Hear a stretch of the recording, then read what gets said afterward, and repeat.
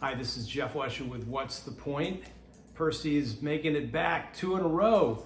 We have a point for you this week which strains grammatical credulity just a little bit, but it's a really important test to survive, which is answering the question organizationally, who is we?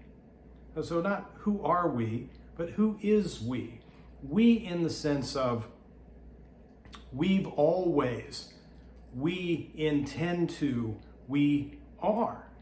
Who is we in the sentence, in the thought, in the conversation about identity? Identity informed by the past, but really intended for application to the present and the future.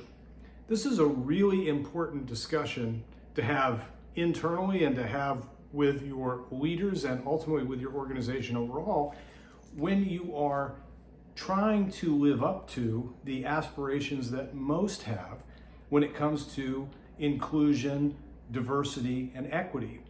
If, for example, we define ourselves only using the past, the we is likely to be far less diverse and inclusive as it could be. If we don't recognize that our thinking about we could be too much of a subgroup, it's not including the we who we actually are to figure out the we who we want to be moving forward, then we're again missing an opportunity. And very often, if you have conversations with leaders, and even more so with leaders who are founders, owners, longtime executives, their we is something from the way back machine. It just is. It's not malicious and it's not even conscious, but man, oh man, it's limiting. And it can be very problematic, if not downright hurtful.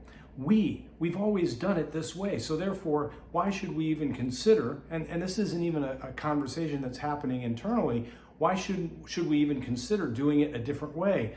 The reason that it works for us, again, who is we, is A, B, C, D, but it leaves out of that thinking and conversation the us that we are now, the we, and the we that we want to be. We can never be the we want to be if we don't acknowledge that the we were doesn't necessarily have anything to do with the present, much less the future.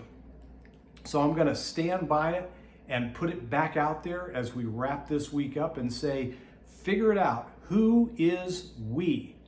Who is the we that we're basing our thinking, establishing our parameters with, and ultimately limiting our future by? Or are we flipping that around and saying, who can we be, and what do we need to be doing now in order to get there? Please, please, please, if you are committed to inclusion, if you want a more diverse group of people helping you to understand and react even better to the marketplace, to the opportunities and challenges of everything going on around us, you've got to let go of what you think made you good enough to get here in order to be good enough to get there.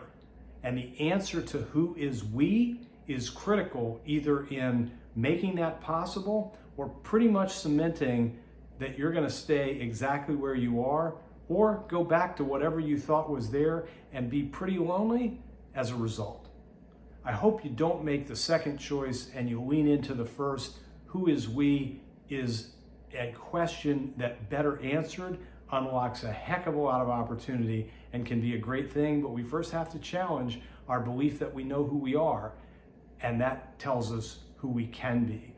We have to decide who we want to be, and then we have to use who we are to get there. That's the point.